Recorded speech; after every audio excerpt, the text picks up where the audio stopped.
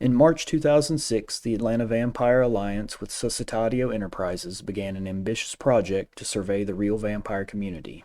The overall goal was to compile self-reported information about the community for the purpose of gaining a large body of knowledge about the vampiric condition.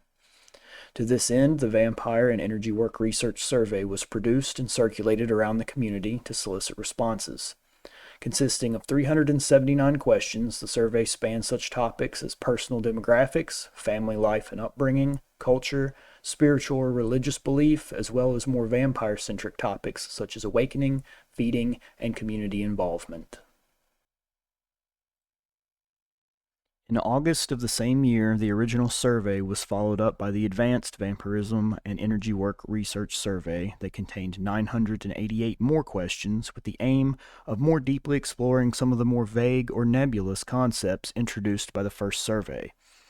Aside from more demographic and medical questions, this survey focused specifically on energy perception, the complexity of definitions as regards vampirism, as well as philosophical ideals and interconnections with other subcultures.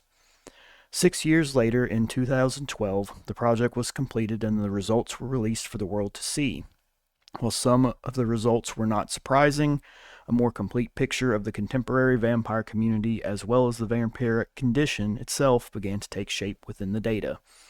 Even though the surveys included energy workers in the responses, I am choosing to focus only on the vampire data for this video. There is a lot of overlap between the two, but when they are separated in the data, I will refer to only the vampire data.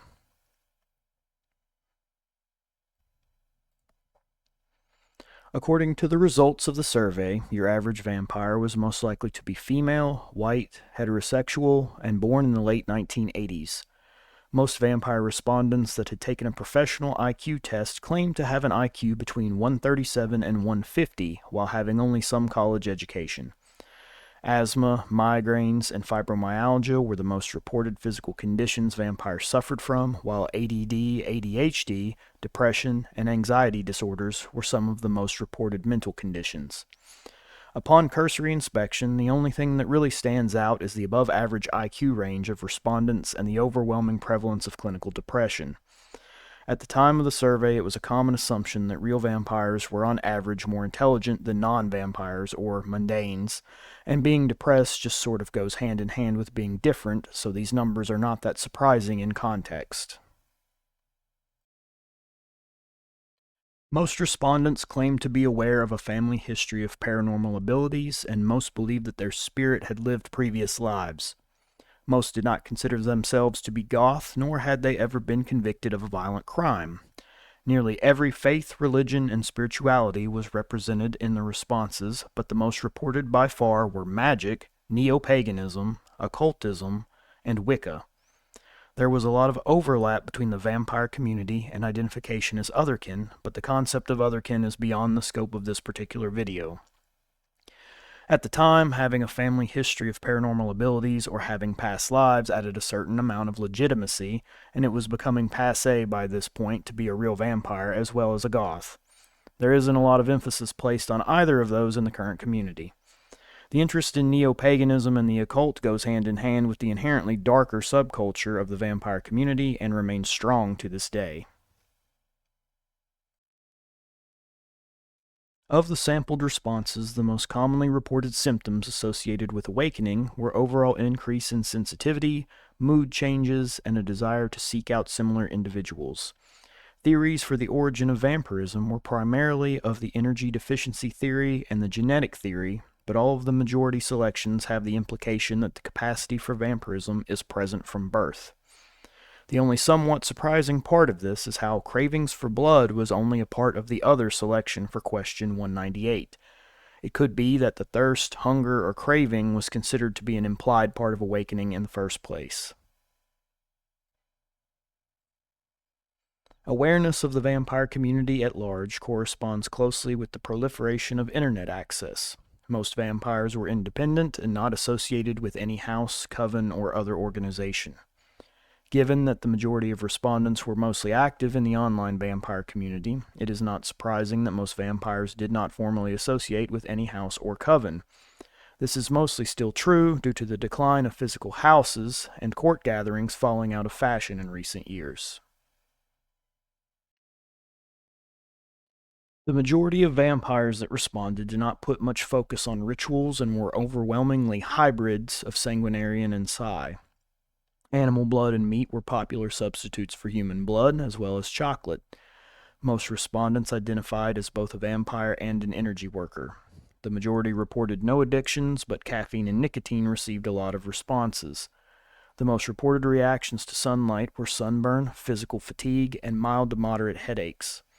The majority expressed a strong interest in vampires of myth, legend, and folklore, as well as in vampires in fiction. Most reported an increased ability to feed when in forests. Many reported changes in their normal or psychic functioning related to weather and moon phase. My impression of the current community is that the focus on ritual is probably about the same, being used more for religious or spiritual purposes rather than explicitly vampiric ones.